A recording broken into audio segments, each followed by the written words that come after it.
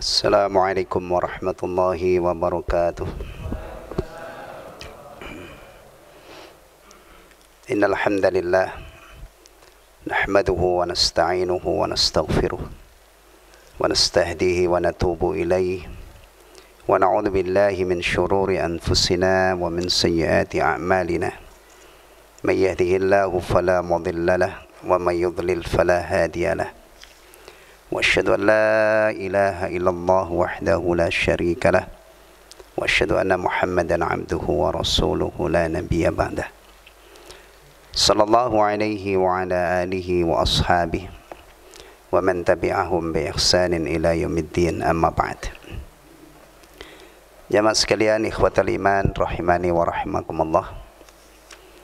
Alhamdulillah, kita masih diberi kesempatan oleh Allah Tabaraka wa Ta'ala untuk menambah perbekalan kita meraih kebahagiaan dunia dan akhirat dengan menegakkan sholat maghrib di awal waktu ini.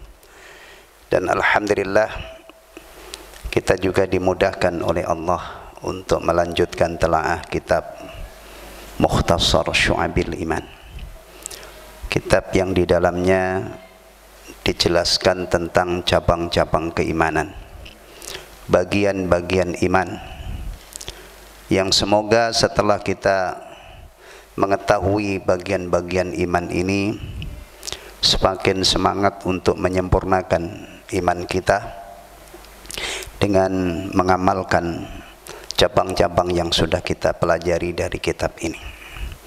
Dan semoga Allah Subhanahu wa Ta'ala selalu memberi kemudahan kepada kita dalam menyempurnakan Islam dan iman kita sampai akhirnya semoga pada saat kita meninggalkan dunia yang fana nanti, pada suatu hari kita berada dalam kondisi muslim sejati. Wala tamutunna illa wa antum muslimun. Jangan kamu sekali-kali mati kecuali dalam keadaan muslim, karena agama yang diterima di sisi Allah hanyalah Islam. Dan usaha untuk meraih husnul khatimah sebagaimana yang dijelaskan oleh Al-Hafidh Ibnu Katsir rahimahullah dalam ayat tersebut, ay hafidhu ala islamikum hala sihhatikum wa afiyatikum. Jagalah Islam kalian di saat kalian masih sehat, bugar, sehat wal afiat. Litamutu alaih, supaya kalian dimatikan di atas Islam. Lianna man 'asha 'ala syai'in mata alaih. Karena umumnya orang yang hidupnya itu terbiasa dengan sesuatu, dia akan wafat dalam keadaan tetap menekuni sesuatu itu. Kalau setiap hari kita istiqamah di atas Islam, insya Allah wafatnya tidak jauh-jauh dari Islam itu. Akhirnya kita husnul khatimah, keluarga kita dan anak-anak kita, ya, sehingga nanti mudah-mudahan kumpul kembali, disatukan kembali oleh Allah Tabaraka wa Ta'ala di surga. Dan itu tidak berlebihan. Harapan, ya, kita bisa bersatu di surga itu tidak berlebihan. Alladzina amanu wattaba'atuhum dzurriyyatuhum biimanin alhaqna bihim dzurriyyatahum wa ma alatnahum min amalihim min syai'. Al-ayah. Orang-orang yang beriman dan diikuti oleh anak cucunya dengan beriman pula, kami akan kumpulkan mereka, kami akan pertemukan mereka di surga. Tayyib. Ikhwatal iman rahimani wa rahimakumullah. Ingat saya terakhir ini ya, sudah sampai tawakal ya. Iya, ingat saya bab tawakal yang saya tambahkan dari tahdhib tashilil aqidah Islamiyah. Ya. Baik. Dulu saya contohkan praktek tawakalnya Rasulullah Muhammad sallallahu alaihi wasallam ketika berperang, ya kan? Dan ketika beliau hijrah. Bagaimana Rasulullah sallallahu alaihi wasallam menyontohkan praktek tawakal kepada Allah yang di sini disebutkan dalam rukun atau bagian iman yang ke-13 ya. 13. Berarti malam ini kita lanjutkan dari cabang 14. Silakan antum buka halaman 36. Ya. Tayyib. Beriman terhadap kewajiban mencintai Rasulullah sallallahu alaihi wasallam. Ya.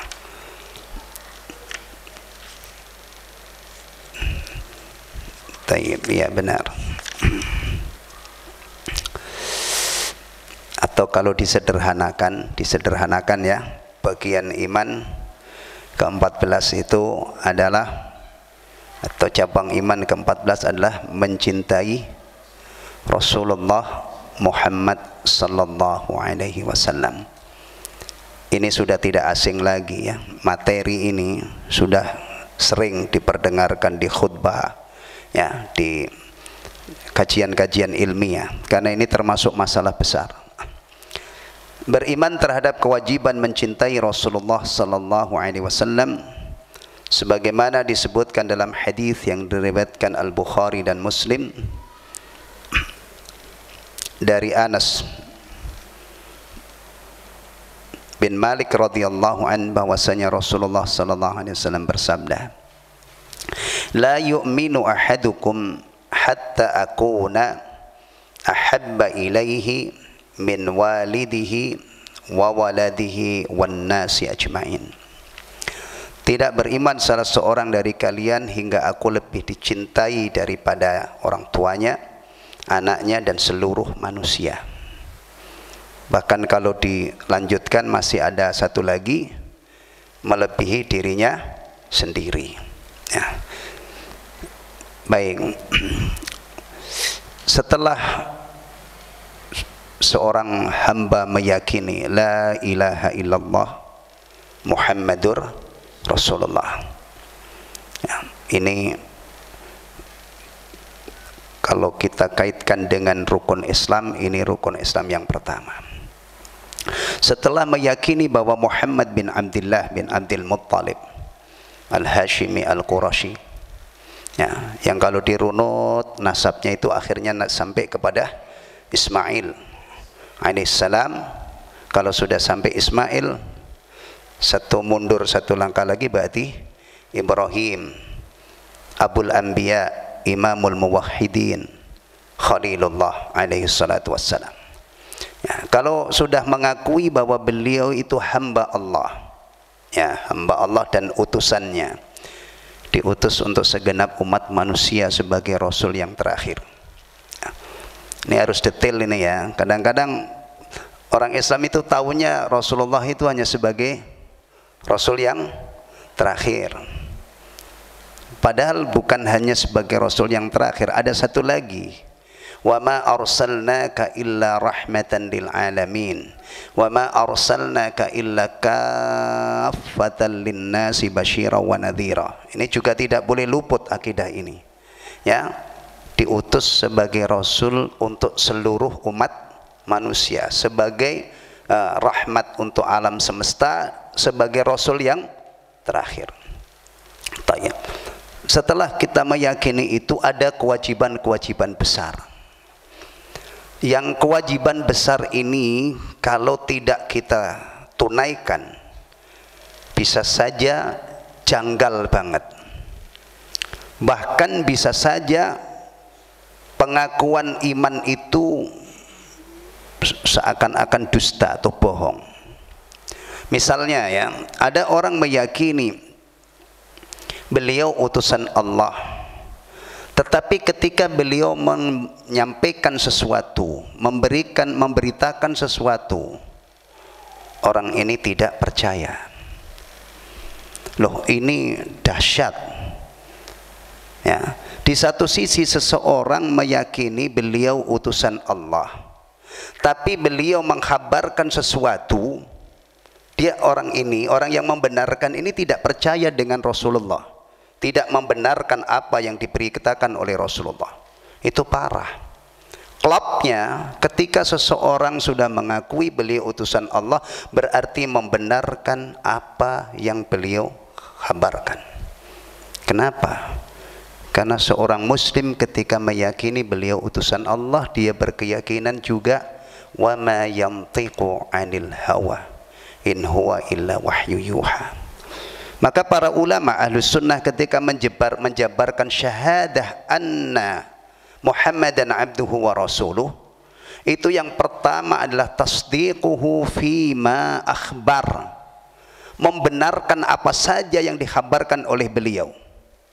Bahkan itu nanti menjadi materi imannya, materi akidahnya. Imannya seorang muslim itu dibangun berdasarkan tasdiq, membenarkan. Ya. Rasulullah mengkhabarkan ada apa di alam barzah. Berita yang bersumber dari Rasulullah tentang alam barzah itu nanti menjadi akidah dan keyakinan seorang muslim tentang alam barzah. Begitu juga bagian-bagian akidah yang lain, akhirat misalnya. Ya. Ini pokok. Kemudian juga ta'atuhu fima amar. Bayangkan kalau orang berbusa-busa mulutnya, mengaku beliau itu utusan Allah, tapi Rasulullah memerintahkan satu perintah, dia tidak taati. Padahal perintah Rasulullah itu ya perintah utusan Allah, berarti perintah Allah juga kan? Nah, maka taat kepada Rasulullah berarti taat kepada Allah. Ini harus dihidupkan. Makna-makna seperti ini harus disampaikan supaya kaum muslimin itu jangan hanya beriman kepada Rasulullah tapi sangat terbiasa tidak memperdulikan perintah-perintahnya. Demikian juga larangannya. Larangan. Masa iya kita meyakini beliau utusan Allah tapi larangannya itu kita remehkan, kita injak-injak. Bukan hanya diinjak-injak, diapain namanya? Dilompatin gitu ya. Ini kan enggak klop. Demikian juga dalam bertakarrub, beribadah kepada Allah. Ikuti Rasulullah, jangan bikin jalan sendiri-sendiri. Nah, itu penjabaran tentang makna syahadah Muhammad Rasulullah. Jadi itu sangat dalam artinya ketika seorang muslim sudah bersaksi bahwa beliau adalah hamba Allah dan utusannya. Kemudian masih ada kewajiban lain lagi, mencintai beliau. Mencintai Rasulullah sallallahu alaihi wasallam ini kewajiban besar. Kalau ada seseorang secara lahiriah ya, dia mengakui, ucapannya itu masya Allah mantap banget gitu, lantang banget mengakui Muhammad utusan Allah, tapi menyimpan kebencian kepada beliau, benci banget. Nah, menyimpan kebencian terhadap apa-apa yang beliau ajarkan, menyimpan kebencian kepada orang-orang yang mengamalkan ajaran beliau. Itu coba renungkan, kira-kira kalau ada seorang mengakui beliau itu utusan Allah, tapi dia ini tidak mencintai beliau sallallahu alaihi wasallam, bahkan membenci, sampai menjalar kebenciannya itu terhadap ajaran-ajarannya, terhadap orang-orang yang mengamalkan. Kira-kira masalah begini ini masalah ringan apa berat? Muslim tapi menyimpan kebencian kepada Rasulullah, ringan apa berat? Berat bener, kelas berat ini. Maka membenci Rasulullah itu kemunafikan. Jadi kalau ada orang menampakkan dirinya ini muslim tapi menyimpan kebencian kepada Rasulullah, menyimpan kebencian terhadap sunnah-sunnah Rasulullah, membenci orang yang mengamalkan ajaran Rasulullah, tidak mungkin dia mukmin. Abadan. Tidak mungkin. Maka di sini kita diingatkan oleh Imam Al-Baihaqi bahwa salah satu cabang keimanan itu adalah mencintai Rasulullah sallallahu alaihi wasallam. Turunannya berarti mencintai ajaran beliau, mencintai orang-orang yang sudah mempraktekkan ajaran beliau. Tayyib. Sampai dinyatakan di sini tidak beriman salah seorang di antara kalian hingga aku lebih dicintai daripada orang tua, anak dan seluruh manusia bahkan diri sendiri. Sekarang kita hitung-hitungan ya, kita renungkan. Mencintai Rasulullah sesuai dengan kadar ini, melebihi orang tua, melebihi anak, melebihi semua manusia, bahkan melebihi diri kita sendiri. Nah, itu bisa nggak dilakukan oleh orang mukmin? Bisa nggak diupayakan oleh orang mukmin? Bisa nggak? Bisa. Kalau nggak bisa, nggak mungkin ini diwajibkan. Ya, kewajiban-kewajiban dalam agama itu pasti dalam kemampuan manusia untuk melaksanakannya. Kenapa tidak bisa? Hati manusia dari dulu, ya, hadis ini kan disabdakan oleh Rasulullah sudah sejak beliau hidup sampai hari ini. Sudah berapa tahun itu? Sudah 1400 tahun lebih lah kalau kita hitung pakai tahun ini, ya kan? Sifat manusia dari dulu sampai sekarang itu sama. Kalau ada orang baik kepada kita, pasti hati kita itu mudah untuk mencintai orang yang seperti itu.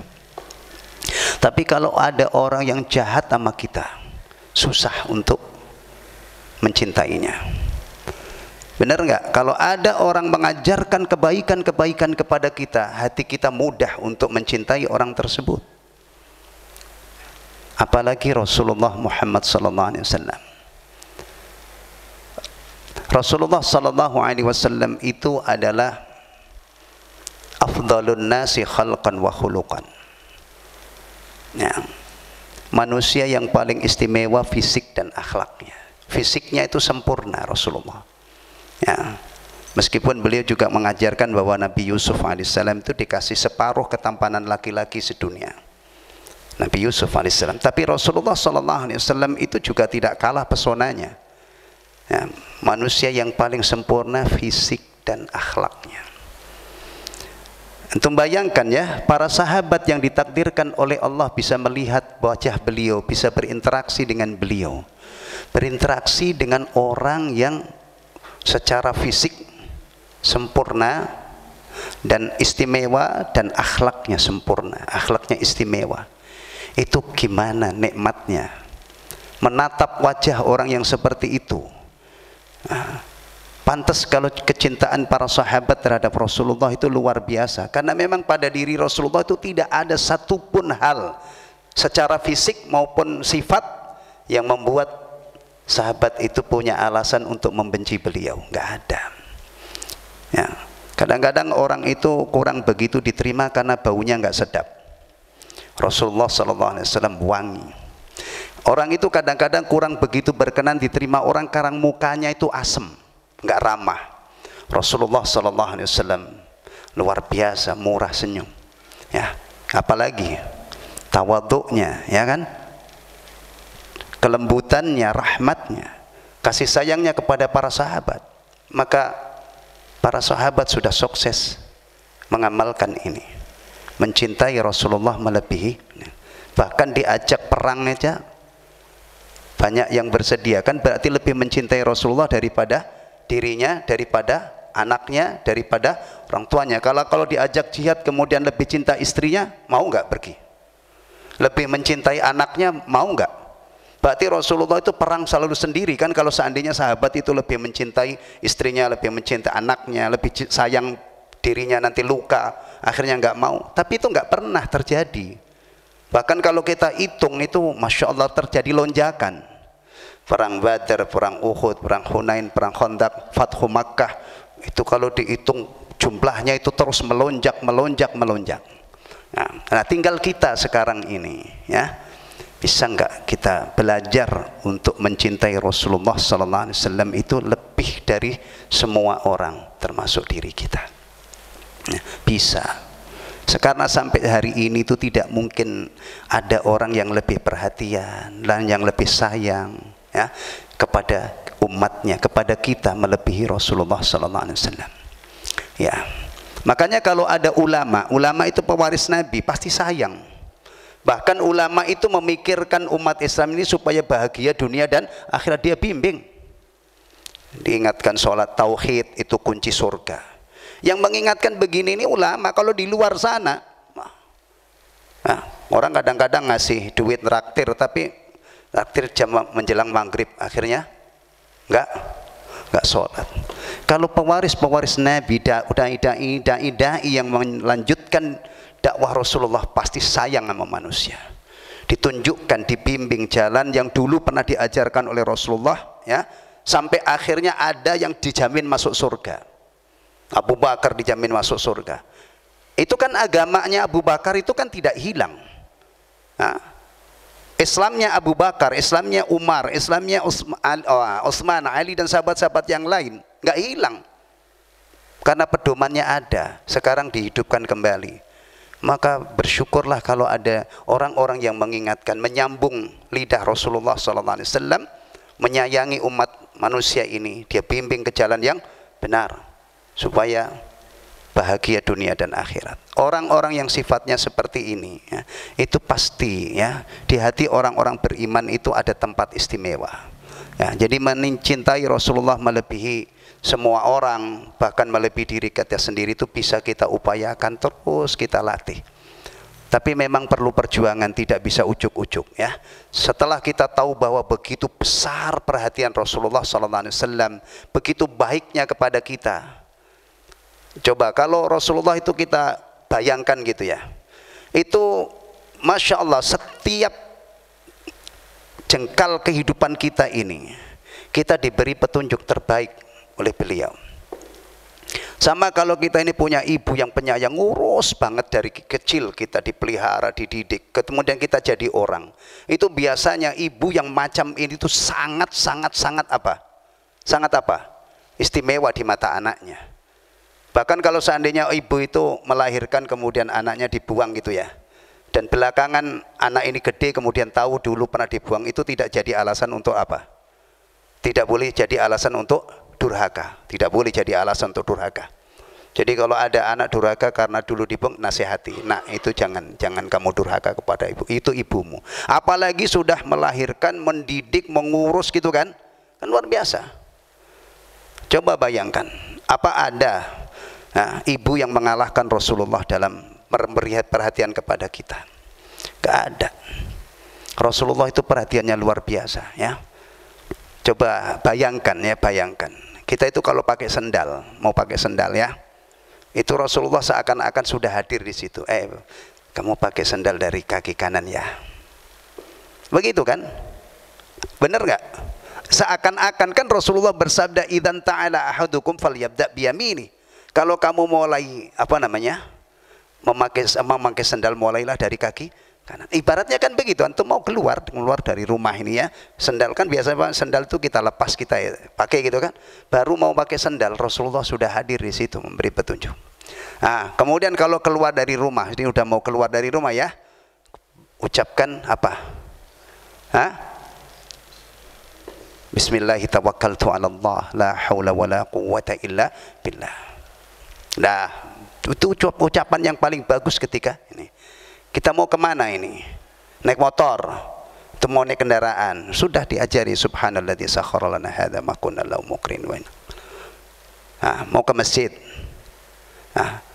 Ini tadi saya penggal, kalau saya runut dari dalam rumah dulu. Anda mau masuk WC, baca dulu ya, baca dulu.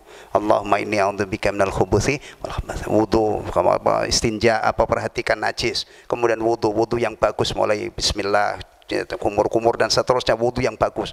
Sesudah wudu asyhadu an la ilaha illallah dan seterusnya, doa sudah wudu ya, pakai baju, keluar rumah, naik kendaraan, mau masuk ke masjid. Tadi kan pakai sendalnya kanan dulu kan, mau lepas kiri dulu, masuk berdoa, dahulukan kaki kanan. Subhanallah, orang yang seperti ini perhatiannya terhadap kita diberi petunjuk terbaik.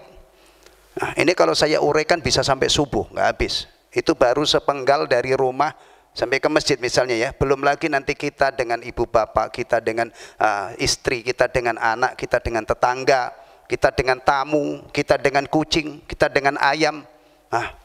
Apalagi kita dengan Allah Subhanahu wa Ta'ala. Ada kewajiban bertauhid, ada kewajiban mencintai Allah, tawakal kepada Allahu Akbar. Orang yang seperti ini mempernuntun, membimbing kita setiap inci, bahkan inci itu diibaratkan terlalu panjang, itu inci itu berapa? 2,5 senti ya. Setiap senti hidup kita atau setiap milimeter hidup kita dibimbing dengan menuju surga. Orang yang seperti ini tidak kita cintai melebihi semua orang. Berarti memang Rasulullah itu punya hak untuk dicintai oleh umatnya melebihi semua orang, bahkan melebihi dirinya. Tinggal kita yang dituntut untuk memiliki, menunaikan kewajiban ini. Kita terus belajar. Ada ungkapan tidak kenal maka tak sayang. Maka semakin kita kenali Rasulullah SAW, insya Allah semakin bertambah cinta kita sampai pada akhirnya mudah-mudahan kita bisa memenuhi cabang 14 ini. Baik. Dalam hadis yang diriwayatkan Al-Bukhari dan Muslim rahimahullah dari Anas bin Malik radhiyallahu an, bahwa Rasulullah sallallahu alaihi wasallam bersabda, "Thalathun man kunna fihi wajada halawatal iman. An yakuna Allahu wa rasuluhu ahabba ilaihi mimma siwahuma." Ada 3 perkara yang barang siapa memilikinya, dia akan merasakan manisnya iman. Di antaranya seseorang yang menjadikan Allah dan Rasulnya lebih dicintai daripada selain keduanya. Subhanallah, ini di luar dugaan ini. Ternyata iman itu ada manisnya. Ya, dan di sini disebutkan ada 3 perkara yang barang siapa memilikinya dia akan merasakan manisnya iman. Masya Allah, manisnya iman ini kayak apa ya? Kita ini kalau bicara rasa manis itu umumnya ya apa itu? Ya makanan gitu loh, ya kan? Bicara lezat itu cuman makanan. Ternyata dalam ajaran Islam itu ada manisnya iman. Ya ini nggak ada yang jual ini. Kemudian rasanya kayak apa juga nggak bisa diungkapkan dengan kata-kata, tapi ada.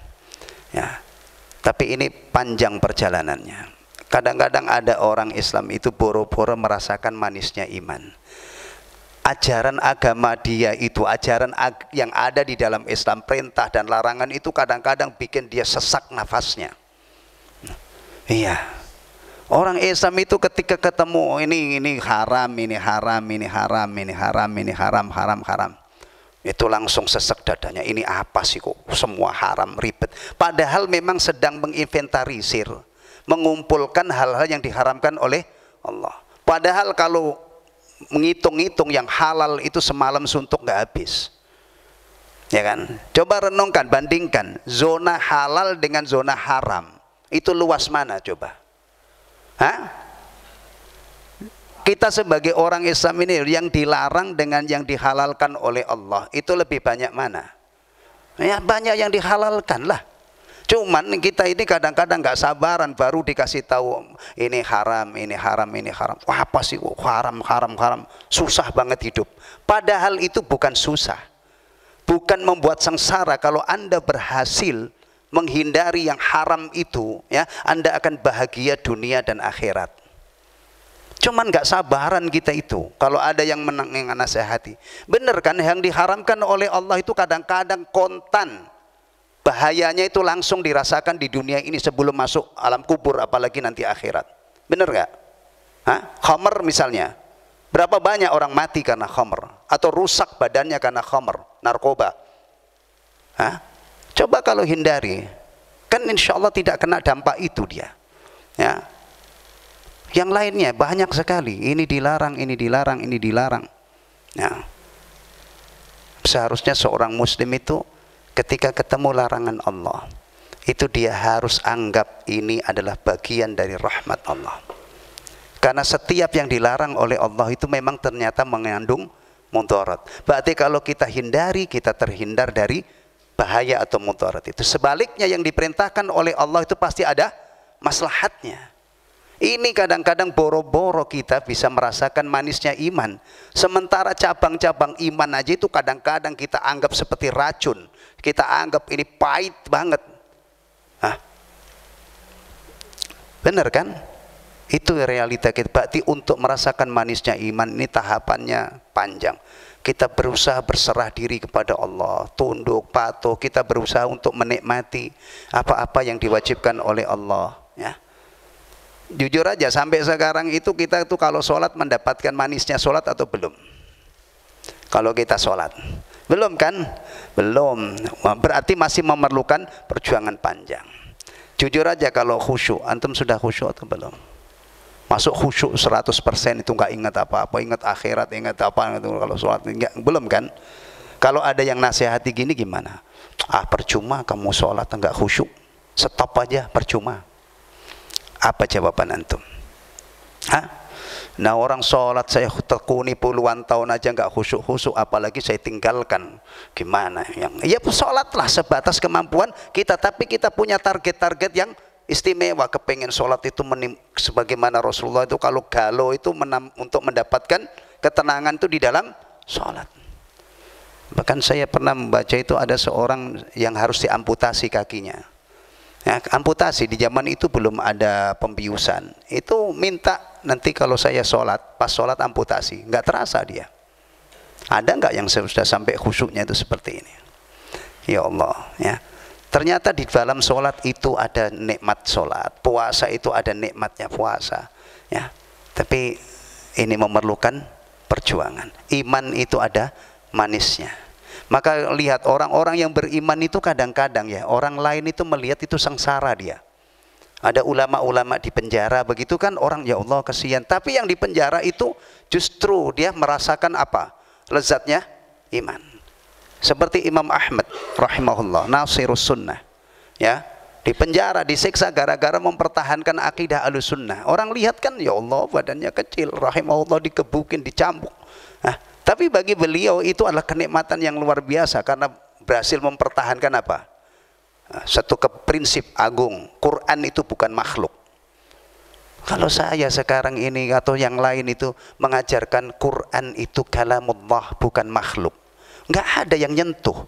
Dulu Imam Ahmad rahimahullah mempertahankan bahwa Quran itu kalamullah bukan makhluk, dipenjara, disiksa.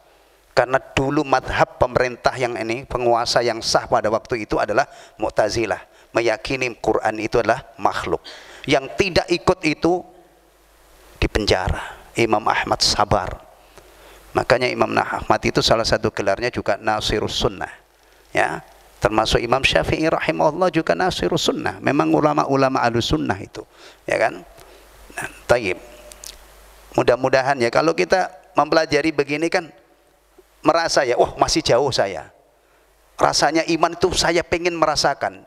Ya memang begini inilah cita-cita orang mukmin. Kepengen sholat yang khusyuk, kepengen merasakan manisnya iman. Ya, beda dengan orang-orang di luar sana. Kalau manisnya makanan, ya bisalah mereka merasakan, kita juga bisa merasakan kan lezatnya makanan, insya Allah. Tapi kita punya cita-cita pengen merasakan manisnya iman. Ya. Taib.